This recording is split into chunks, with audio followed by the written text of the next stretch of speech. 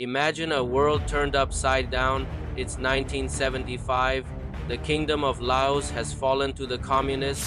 For the Hmong people, who had fought bravely alongside America and their leader, General Vang Pao, this was a death sentence.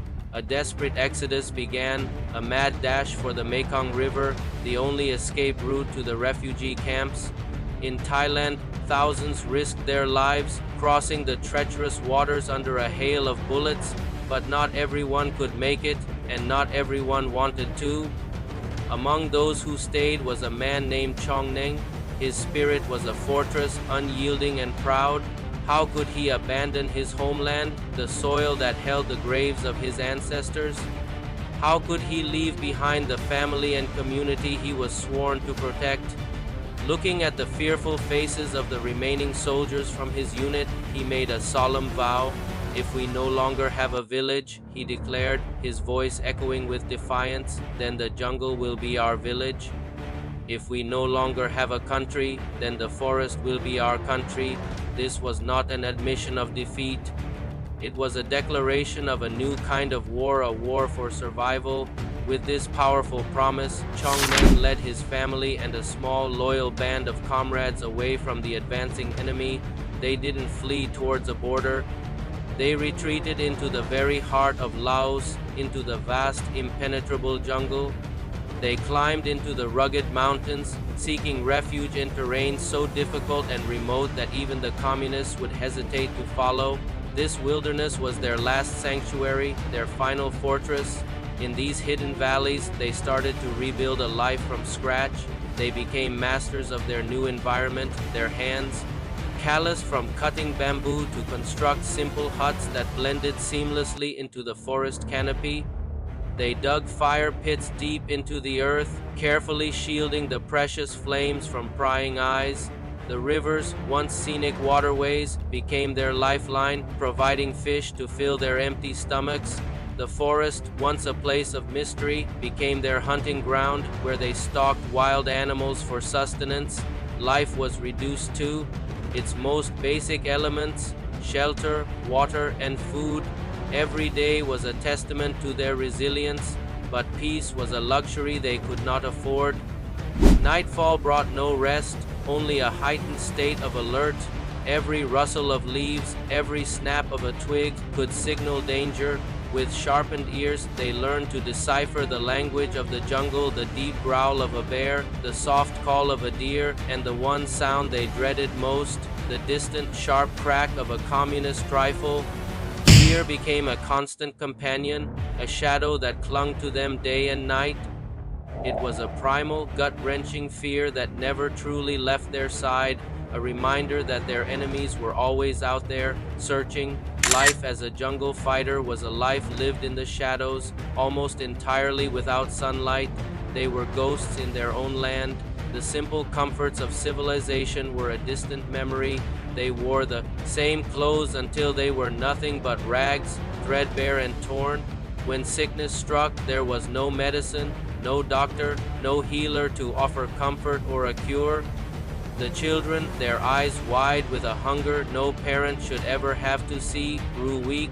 The elderly, repositories of their culture and wisdom, succumbed to illnesses that would have been trivial in any other circumstance. They were cut off, isolated, and utterly alone. When the gnawing pangs of hunger became unbearable, when the cries of the starving children became too much to endure, Txooj Neeb knew he had to act. He would gather the strongest of the young men, their faces etched with a grim determination. Under the cover of darkness, they would embark on perilous raids.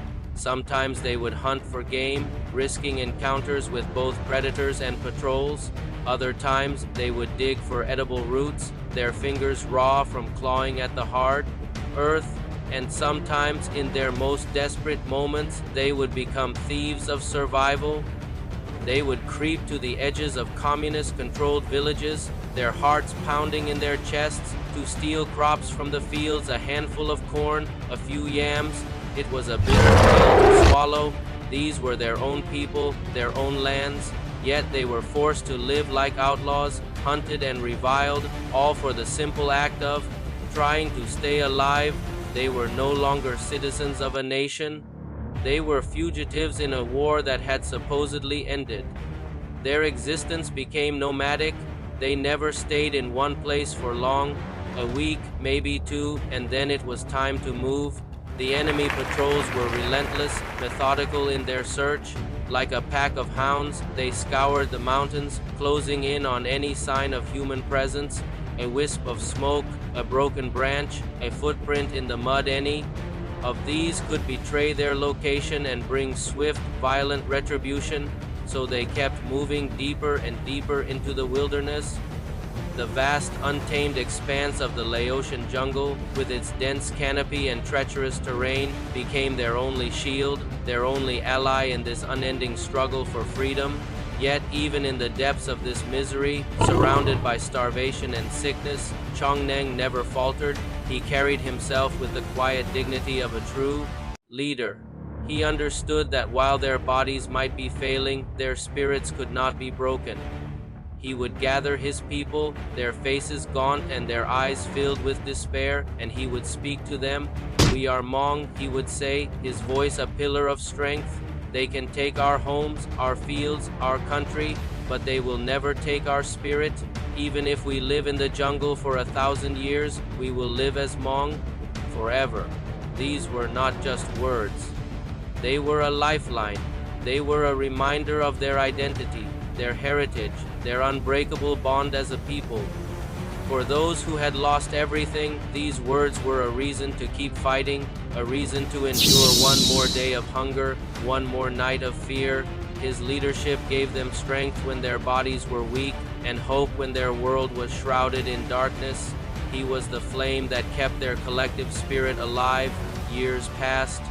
The world outside the jungle moved on, largely forgetting the secret war still being fought in the mountains of Laos. But whispers began to travel.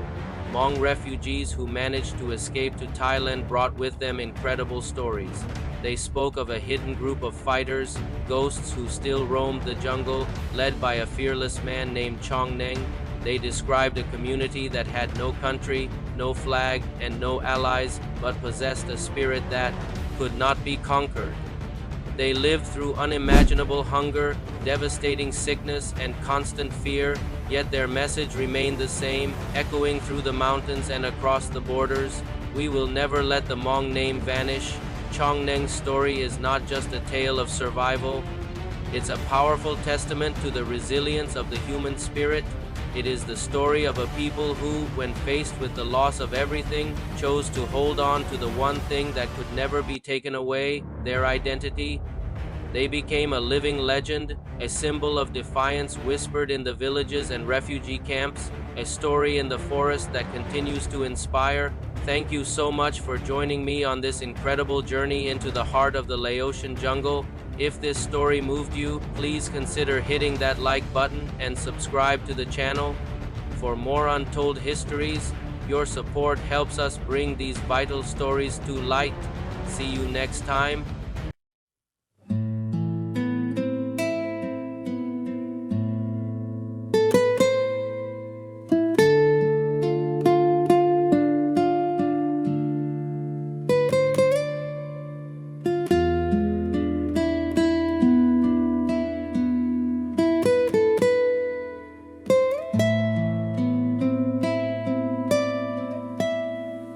Lúa thâu chi môn tu tua qua chi thâu re nộp cùng trái nhộp sắm tu sắm tu ntej chi splo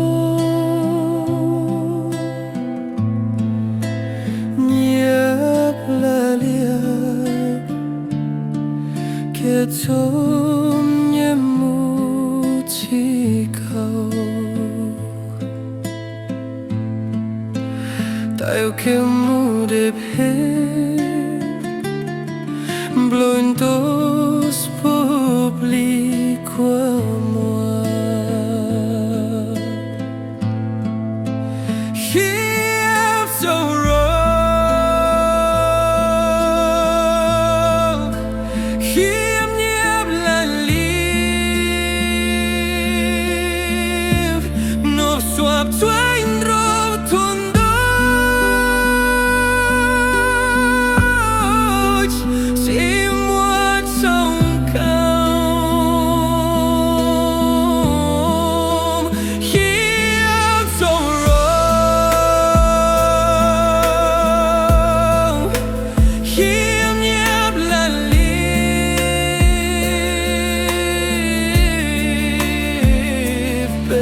em sao em mua lúc xiếp lô xoam đôi chỉ mua cái siêu nhau lúc bắt chỉ tông chỉ lơ